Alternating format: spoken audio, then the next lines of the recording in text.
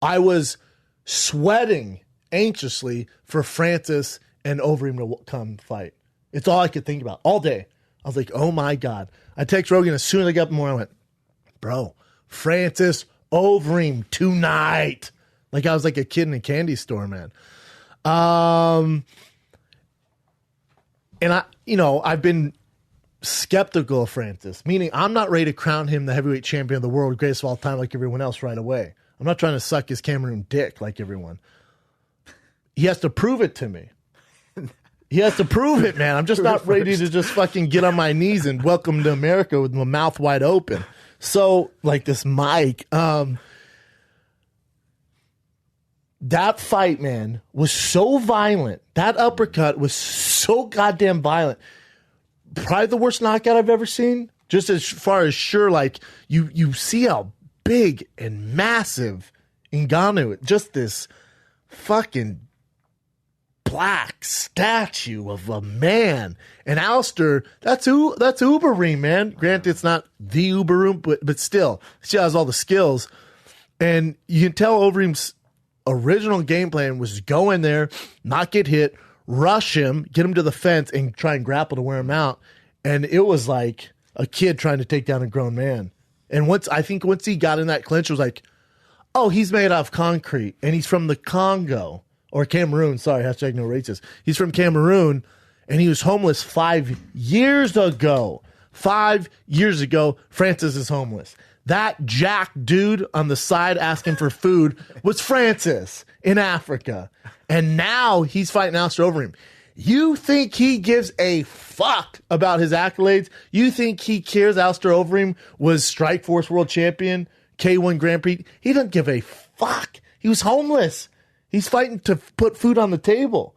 And this is my thing. And whenever I bring this up, people are like, dude, you're so critical of the guys when they're doing the Hollywood stuff or they're doing the UFC tonight. And this is my exact motherfucking point. I'm trying not to cuss, but it's coming out today. This is my exact point. Francis is not worried about your tailored suit. Francis is not worried about being on the desk at UFC tonight. Francis could give two fucks about starring in the next Expendable 7. He does not care. He was homeless. He wants to be the greatest of all time.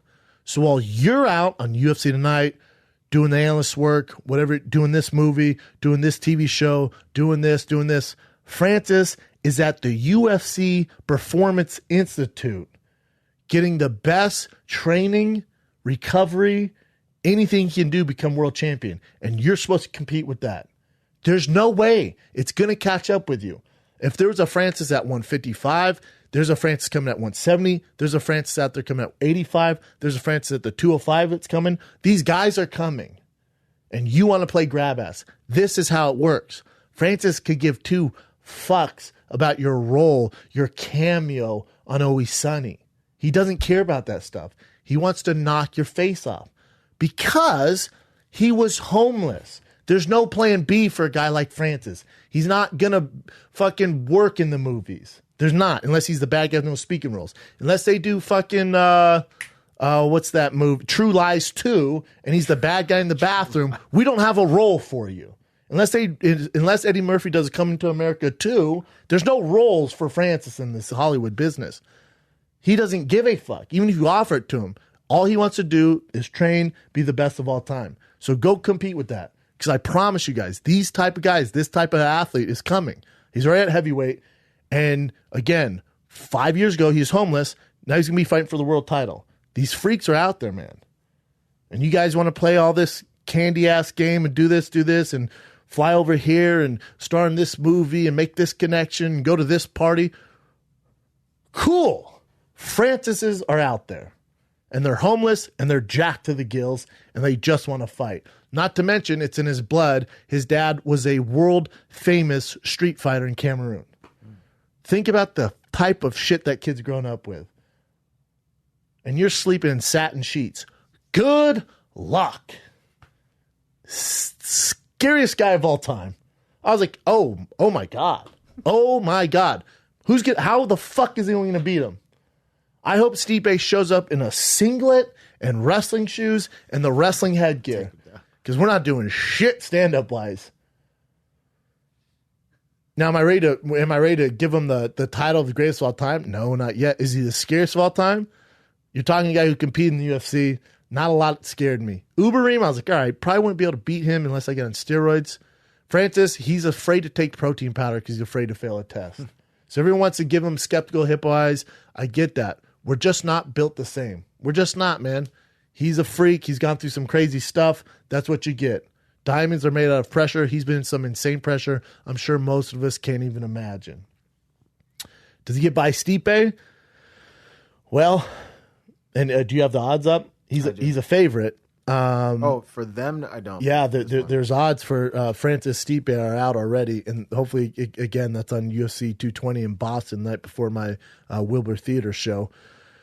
Just won a lot of hype that weekend, but we haven't seen Francis really tested against a guy like Stipe. Yeah, he fought Blades, who's a JUCO national champion wrestler.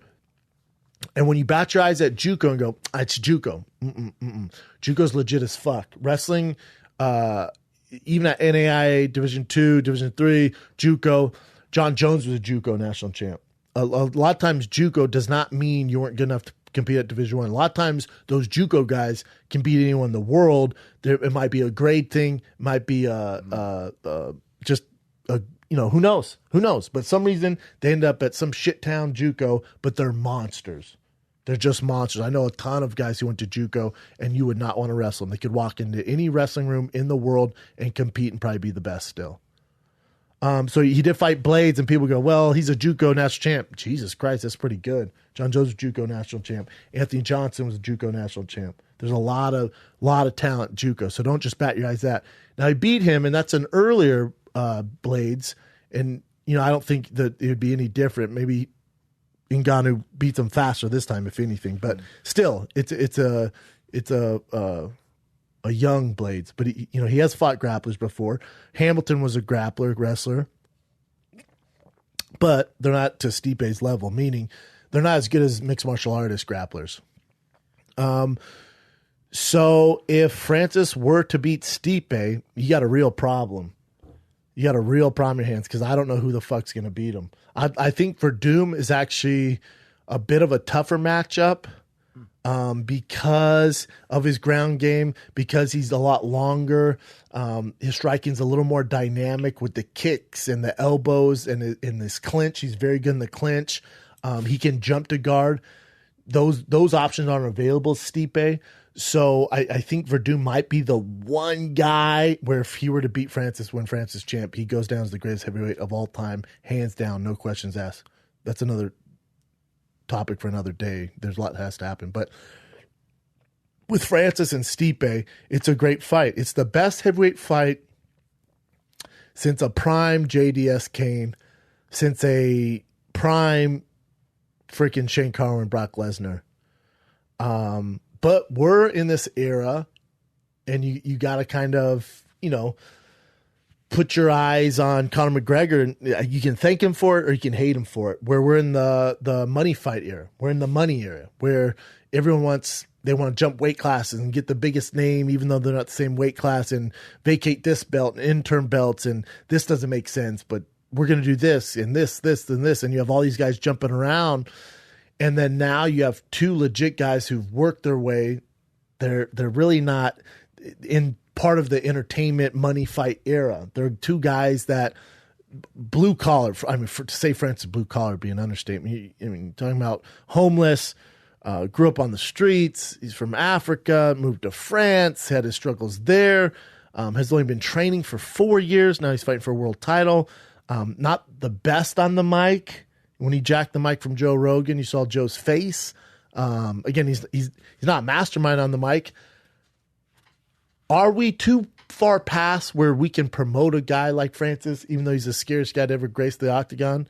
Are we too far past now that WME, IMG owns the UFC and it's the Hollywood business and people are on Dancing with the Stars and movies and they're on the cover of GQ and they're doing all this stuff? Well, then what do you do when you have a legit fighter who doesn't give a fuck about any of that stuff, but has a phenomenal story most Americans can't relate to? But it's still the American dream where 5 years ago he had nothing, and now he's the best fighter on the planet, the baddest man on the planet, or at least he's attempting to become the baddest man on the planet. Scariest for sure. And he's becoming, trying to become the baddest man on the planet, where the heavyweight's always the baddest man on the planet. No matter what everyone's doing, the heavyweight can kick anyone's ass in the room just because they're bigger than everyone else. So for Francis, it's like, great story. The UFC has such a problem on their hands, meaning the new marketing guys, and you can tell from their social media, they're a little off. They're not great. They don't come from the same background. They're trying though. I'm not scolding them. When Eddie Alvarez fought and Gaethje, they went fighting for the lightweight title of the world. There's certain things you can't fuck up. And when you fuck up details, that just means you're not ready. You're just not ready. You guys aren't ready yet. It's not there. They need to bring someone on board who knows the game. They're just not there yet. And with those slight details, to me, those are big details. To the hardcore fan, those are huge. Well, Eddie and Justin Gaethje aren't fighting for a lightweight title. What are you talking about? Everything can't be a war. I get it. It's okay to use every now and then, and I made fun of him for using it nonstop, but you can't use it for everything. Not everything's a war. You can't highlight, and posterize a guy like Alistair Overeem, that knockout, and that's the highlight of the guy getting knocked out. You remember Alistair's worked for the company for a long time. You don't want to deface the value of Alistair Overeem because of one fight. You can't make fun of guys for getting knocked out. Again, it's having respect for the athletes in the sport. They're just not there yet. They come from these other bases, the NBA, the NFL, stuff like that. And now they have this problem on their hands where Francis isn't good on the mic. Stipe's not great on the mic. But let's look at but their backstories are the best we've ever seen. You got Stipe. He's a full-time firefighter. He fights fires. He saves people's lives. And he happens to be the best man on the planet. Oh, and he's a really good dude. Oh, and he played baseball at Cleveland State. Oh, and he wrestled at Cleveland State. Oh, and he went to batting practice with Cleveland Indians and hit home runs. But is he going to give you a Conor McGregor WWE promo rip on the mic? Nope, not at all. Is Francis Ngannou going to get on there and give you some crazy promo like The Undertaker? Nope. But that's what this new WME is used to. They're used to that selling. So they don't have to do much, do they? They really don't have to carry the thing because they sold itself. I can make a highlight video of Conor McGregor talking. You're going to buy that goddamn fight. Well, we don't have that now. What we have is the two most talented heavyweights in the world fighting. It's the most relevant heavyweight fight in a long, long time. The ball's in your corner, UFC. You have to sell that because a lot of the fans don't know Francis. Yeah, they know he's a scary black guy. They don't know his story. I'm pretty sure you're going to sell a shitload more pay-per-views if we find out his story. Oh, yeah. A shitload more. He's homeless. Not to mention, now you can kind of tap into that African market. Africa's a giant fucking continent. I'm sure you could use the views. I know not all of them have TVs and stuff, but South Africa, there's some legit places, yes. For God's sakes. All I'm saying is there's a lot of fucking people out there. Mm-hmm. And then with Stipe, he's been the heavyweight champ for a while. He's going for the most title defense of all time at heavyweight, which is impossible to do because anyone can get caught. He's beat some of the best. If he would beat Francis, to me, even if he beats Francis, he's right there. And then if he beats Kane, it's not even a conversation. He's the best heavyweight of all time. But if he beats Francis, I think he jumps ahead of Kane for a number of reasons. But we can get to that when they fight. So for Stipe, it's the same thing with Tony Ferguson. The same thing with a lot of these guys. People go, why aren't they superstars? Well, they just got to win a few more fights. Sometimes not everyone can be a superstar. They might be the best fighters on the planet, but they're not superstars, a la Mighty Mouse. Grandy's smaller. But now your heavyweight should be a superstar, right? He's not. He's not a superstar. He's huge in Detroit. I'm big in Europe, bro. Doesn't matter. You hear that all the time. I'm huge in Europe. All right, cool, man. You hear that from bands and DJs. All right, that doesn't mean shit here. So with Stipe, he can't walk anywhere in Cleveland. He's huge in Cleveland. Everyone loves him in Cleveland.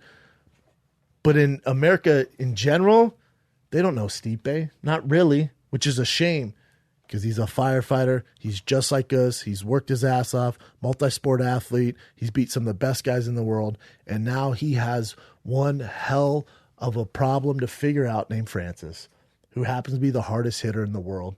and we've seen no chink in his armor. We have not seen his chink in his armor at all. Now, there is some dude walking around the streets in Africa or wherever that has beat Francis. Beat him in decision. That guy is strolling the streets right now, laughing it up. I don't know where he is. I don't know who he is, but tip of the hat to you, sir. Tip of the hat. I bet you do not want to fight him now, but tip of the hat for beating him in any facet. Even if you beat him in checkers, I got respect for you. That guy is fucking scary. So yeah, it's going to be interesting what the UFC does. And if they do book it on UFC 220 in Boston, it's not a ton of time. Does just the heavyweight champion of the world, the heavyweight championship of the world in Boston, sell pay-per-views? Not this day and age. It's too much content.